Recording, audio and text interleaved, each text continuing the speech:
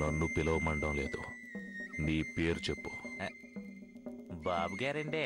రై, మీరన్నది కరెక్టేనండి. నా పేరే బాబు గారండి.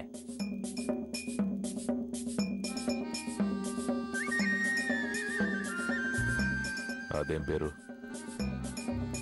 మా మొత్తాత ఒకళ్ళ దగ్గర పని చేసేవారండి. అక్కడ వాళ్ళందరినీ మా మొత్తాత బాబు గారు అని పిలిచేవారండి.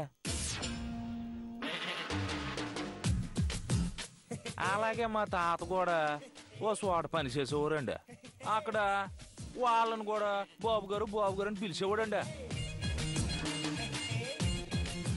అలా మా వంశంలో అందరం బాబు గారు అని పిలవడం మా నాన్న కోపం తెప్పించిందండి. అందుకే ఈసారి నా కొడుకుని అందరూ బాబు గారు అని పిలవాలని నాకు ఆ పేరెట్టారండి.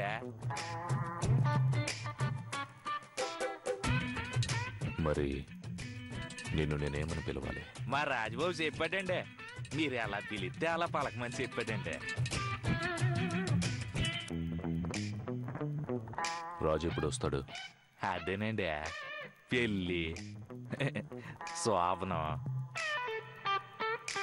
హనీమూను అన్నీ ముగించుకున్నాక మీ దగ్గరకు వచ్చేస్తానని చెప్పాడండి. నా గురించి అన్ని వివరాలు చెప్పాడా? చెప్పాడండి.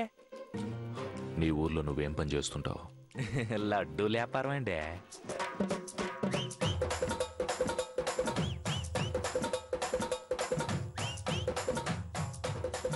నీకు బాగా లాస్ వచ్చి ఉంటుంది.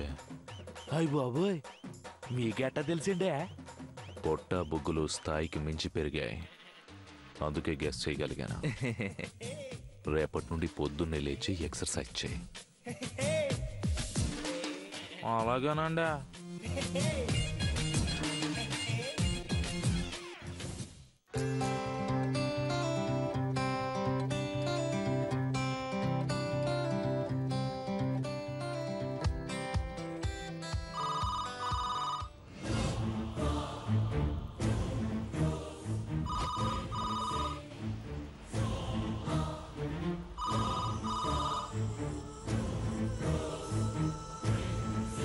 ఫోన్ రింగ్ అవుతుంటే టెన్షన్గా ఉంది.